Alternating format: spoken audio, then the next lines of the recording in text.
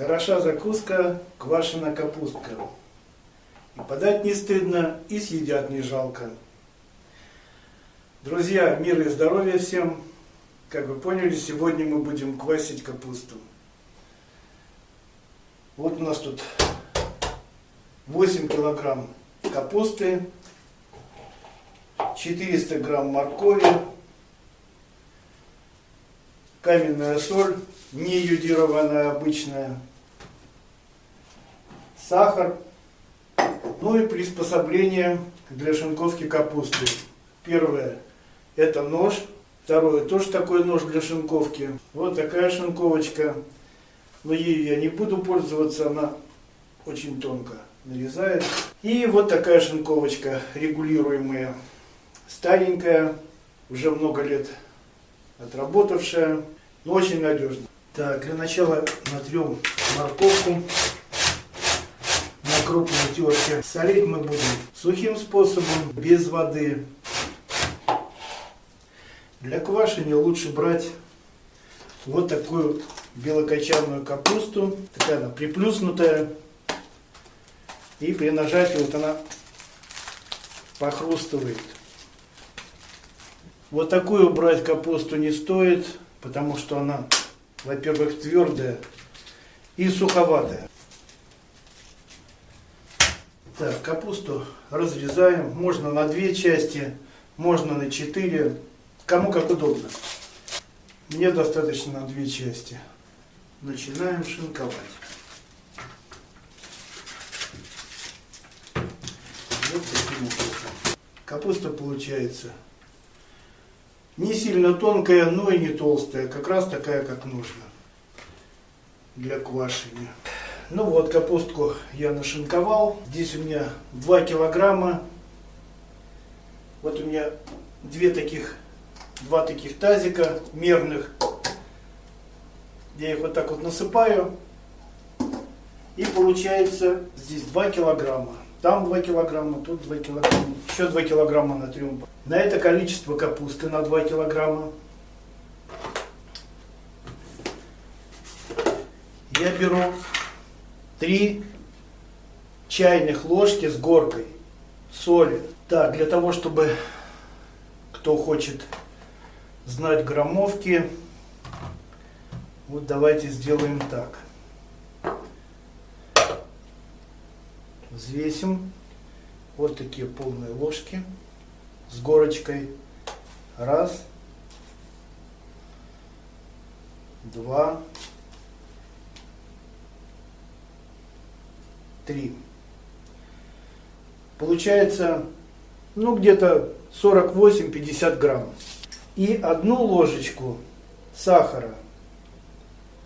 Можно без горки, вот так вот. Сахар просто для ускорения брожения капусты. В принципе, капуста сладкая, можно сахар не добавлять. Но на всякий случай, если вы берете капусту в магазине, не знаете какой-то сорт, какой он по сладости, то лучше все-таки добавить. Она не помешает, 1 чайная ложечка.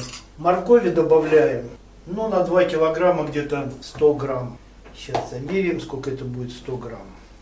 Ну вот получается такая жменька. Этого достаточно. На 2 килограмма этого достаточно. Теперь мы это все посолим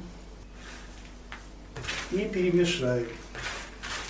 Вот так снизу вверх все перемешали. И теперь эту капусточку нужно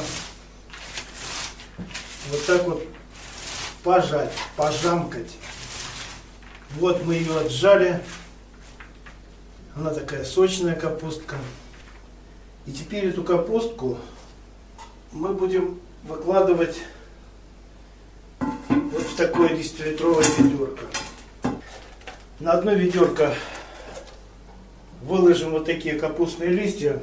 Для чего это я потом расскажу в конце. Перекладываем капусту в ведро.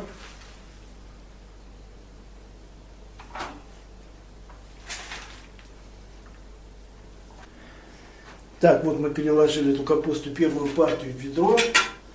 И вот так вот ее кулачками утаптываем. Плотненько. Вот так вот мы утоптали капустку. И теперь будем точно так же готовить следующие партии и закладывать дальше. Так, ну вот мы загрузили последнюю партию капустки. Втаптываем ее. Вот здесь у нас 8 килограмм капусты. Вот видите, уже сок есть. Вот. Не надо никакой воды. Достаточно будет своего собственного сока, в котором она и заквасится. Вон сколько сока. Все замечательно. Теперь мы ставим сверху вот такую тарелочку. Можно любое круглое, там крышку, если можно, если нет тарелочки подходящей.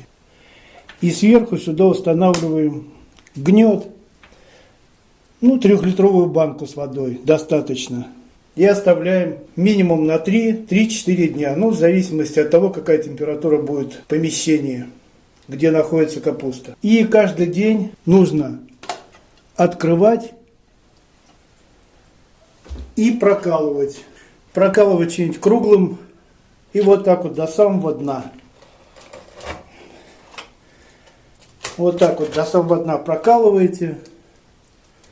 Выходит газ, углекислый, неприятный, конечно, на запах, но зато потом капустка будет очень вкусная, без горечи, без ничего. Все.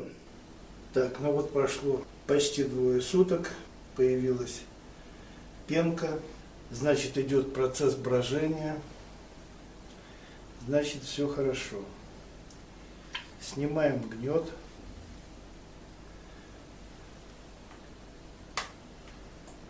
Вытаскиваем тарелочку и прокалываем до самого дна в нескольких местах. Выходят газы. Вот видно, как они выходят.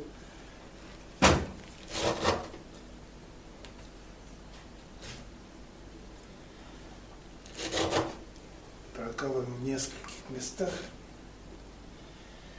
Возвращаем тарелочку на свое место, рассол чистенький, и ставим гнет на место. Оставляем на дальнейшее сквашивание. Так, ребят, вот капустка проквасилась 4 суток, вот на конец 4 суток. Пены уже нету, уже она переиграла, осталось чистый. Сейчас мы его будем перекладывать в банки и в конце сделаем пару салатиков. Ну вот, теперь мы берем баночки и укладываем в них капусту.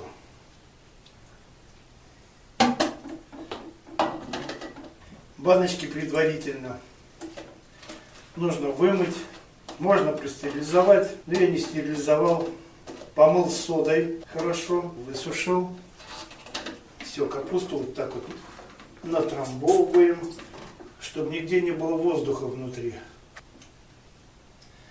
Вот так вот плотненько утрамбовываем. Сейчас я заполню все банки и потом покажу, что будем делать дальше. Так, ну вот, из 8 килограмм капусты у нас получилось 7 литровых баночек. И вот еще осталось чуть-чуть на салатик. И вот еще такая баночка литровая сока капусты. Но его не стоит выливать. Можно будет, если сок уходит, чуть-чуть добавлять в капусту. Так, и вы помните, в начале мы перед закладкой капусты ложили вниз листья. Для чего мы их ложили? Берем вот так вот листики, укладываем сверху на капусту. И она, если будет подниматься, то не будет заветриваться, она будет под листочком лежать. Вот так вот все баночки перекладываем. Вот так вот и закрываем крышечками.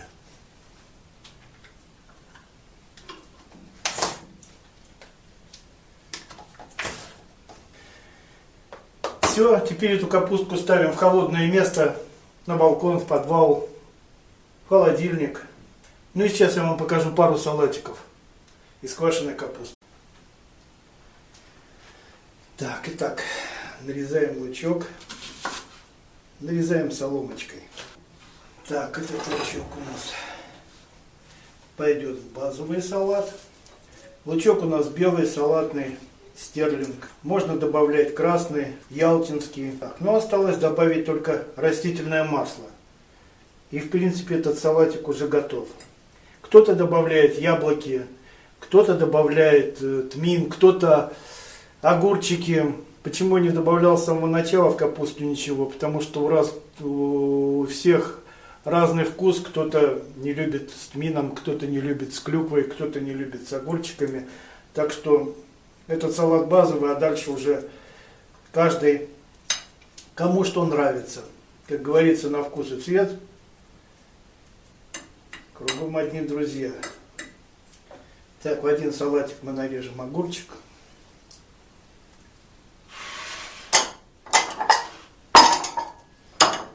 Один салатик мы заправим огурчиками, а второй клюквой.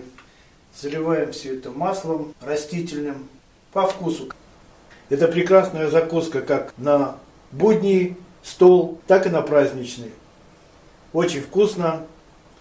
Можно добавить яблочки, можно добавить маслинки, огурчик, клюкву, бруснику, кому что нравится. Так что если понравился рецепт, подписывайтесь, пишите комментарии, что бы вы хотели еще увидеть, какие рецепты. Ставьте лайки, жмите колокольчик, чтобы не пропустить следующее видео.